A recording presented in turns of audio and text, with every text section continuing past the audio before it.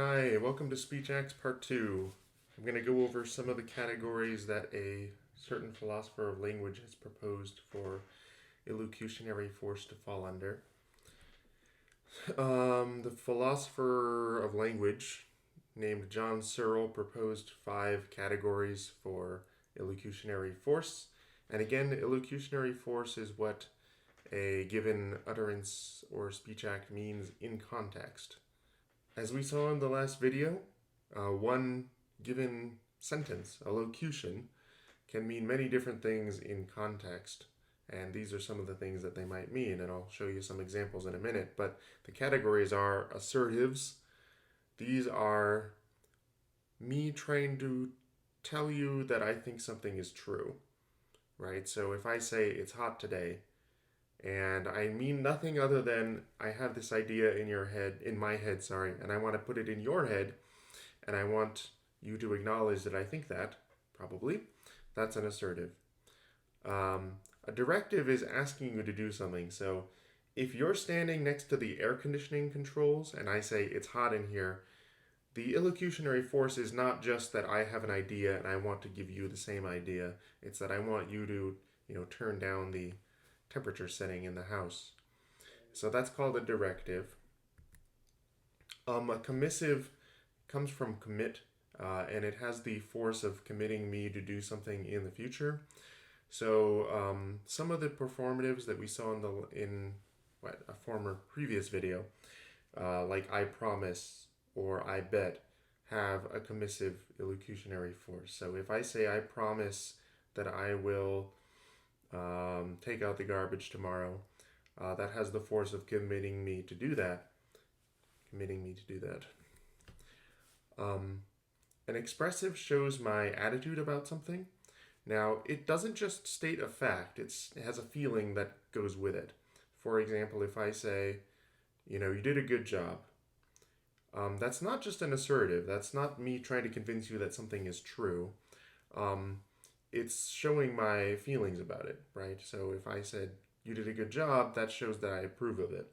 On the other hand, if I say, oh, that's too bad, again, it's a declarative sentence, that is too bad, but I'm not trying to convince you of some fact that exists outside of my head.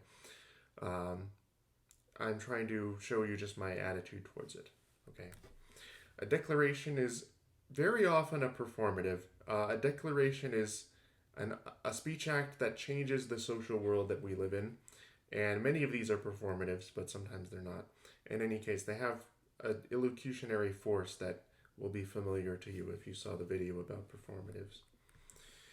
So I'm going to give you some examples, and all of these examples will look like declarative sentences. And by declarative sentences, I just mean a sentence that's not a question, that's not on its face, it's not a recommendation like you should or why don't you, okay? It appears to be saying something about the world that is true. But as we'll see, the illocutionary force can be quite different. Okay, so now if the illocutionary force is just to tell you that I have some idea and I want to convince you of the same idea, that's an assertive. So if I say like it's cloudy, and I don't mean let's cancel the picnic, I just mean, oh, it's cloudy. Don't you agree with me that it's cloudy? That's an assertive. So one robber saying to the other, this is easy, and not meaning anything else by it, just trying to transmit the idea that this is easy, is an assertive. Okay. A directive, again, is a recommendation or a command or something like that. So here, again, these are declarative sentences that appear to just be describing something that is happening in the world, but this one has the illocutionary force of asking the other robber to take over, right? So it has the illocutionary force of a request. This one has the illocutionary force of committing the first robber to continue the task or complete the task. I don't know what they're doing. I guess to continue cracking the safe. And so the perlocutionary effect in this case is convincing the other robber to hold the first robber accountable for it also, right? But the illocutionary force in this case is very similar to if the robber said, I promise, right? I promise that I will do this. But as you see, it takes the form, in this case, of a declarative sentence. You, the listener, can do something. But again, the illocutionary force is different from the locution, what the literal meaning is. So here we see an expressive that's just indicating an attitude towards something. And again, it looks like a declarative sentence. In this case, it's in the past tense. You did something, something, something. And it's not, again, it's not an assertive. It's not trying to convince you that something happened, that something is true. It's indicating my attitude, or, the robber's attitude towards something. You did solid work on the window, just shows that he approves of the job that the other robber did, breaking into the, whatever it was, the business, I guess. That's too big of a safe to be in a house, so. Now a declaration, again, changes something in the social world that the two robbers live in. So this gang is hereby dissolved, has the effect of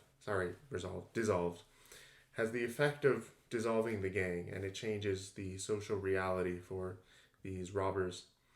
In this case, it has the effect of a performative. So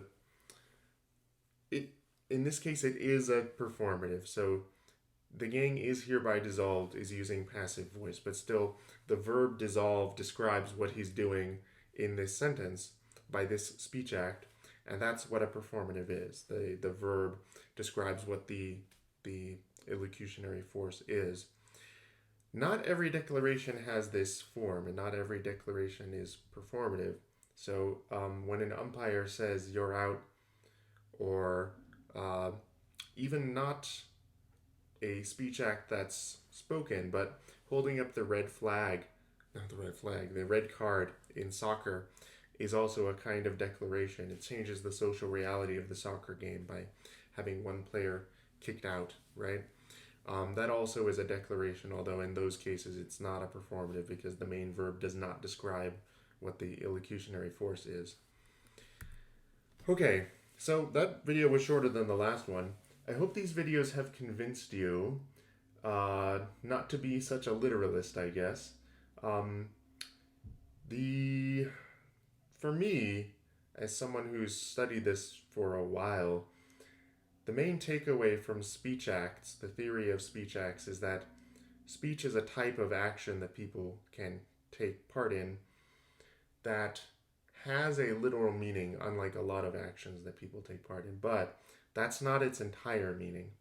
So when someone says you're out and you're playing baseball and it's the umpire who said it, that has a very different meaning than the same thing said by a fan from the bleachers, And we have to take the context into account when determining what utterances, what speech acts really mean.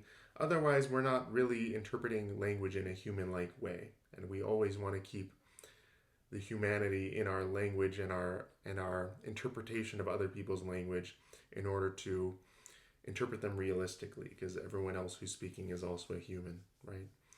So I hope this video has been helpful in helping you to see the distinction between those two things, locution and illocutionary force in particular. Thank you.